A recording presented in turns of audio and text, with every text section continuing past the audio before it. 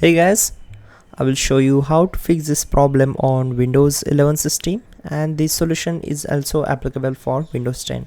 So you have to just follow my screen, don't miss any steps, and we will fix this issue together. So in the first step, you need to right click on this start icon, then click on settings. Now you have to click on these three lines and go to the apps section. Now just scroll down and go for startup. So apps can be configured to start when you logged in or you start your computer on laptop. So you have to disable all these options from the startup section, the Cortana, Microsoft Edge. So this will reduce usage, and then close this window.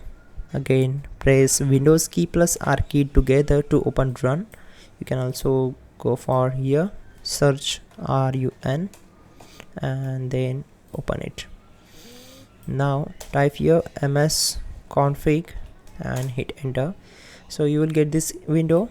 Now go to the services tab and check this box that will hide all Microsoft services, and from here you need to click on disable all. So click on apply and then OK.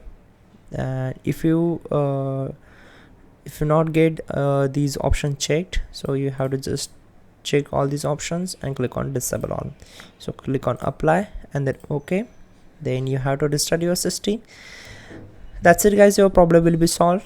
Don't forget to check out the pin comment, that will also gonna help you a lot to fix this issue.